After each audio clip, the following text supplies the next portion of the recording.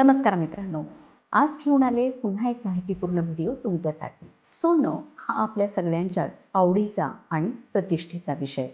म्हणूनच सण समारंभ असो की लग्न समारंभ किंवा मग गुंतवणूक, सोन्याशिवाय हे सगळं अपूर्णच वाटतं, नाही का? पण हे सोनं नेमकं आलं कुठून? पृथ्वीनं तयार केलं की आकाशातून पडलं?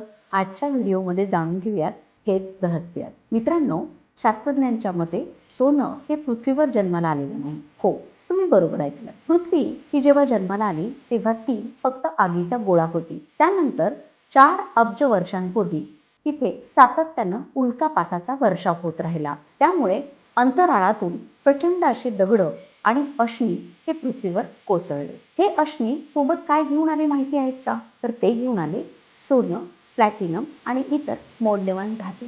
विज्ञानात या घटनेला लेट ॲक्रिशन असं म्हटलं गेलं। म्हणजेच मित्रांनो, आपण जे सोनं घालतो ते पडलं आकाशातून, उल्कापाताच्या वर्षावातून, अश्मीच्या माध्यमातून। म्हणजे आपण जे सोनं घालतो ते तयार झालं ताऱ्यांच्या स्फोटातून। आता एक जबरदस्त गोष्ट ऐका, जर पृथ्वीवरचं सगळं सोनं एकत्र केलं तर संपूर्ण पृथ्वी 12 फूट जाडीच्या सोन्याच्या थरानं झाकली जाईल, असं संशोधन सांगतं। आणखी एक धक्का, आपण आजपर्यंत जेवढं सोनं वापरलं आहे त्यातील 75% सोनं फक्त गेल्या 100 वर्षात खाणीतून काढलं गेलं आहे। म्हणजे अजूनही पृथ्वीच्या पोटात प्रचंड सोनं लपलेलं आहे। भारतीयांना सोन्याचं वेड आहे असं म्हणतात। एकेकाळी सोनं खरेदीत भारत पहिल्या क्रमांकावर होता, पण आज चीन पुढे गेला आहे। फरक इतकाच, आपण सोनं दागिन्यांसाठी घेतो तर ते गुंतवणुकीसाठी साठवतात।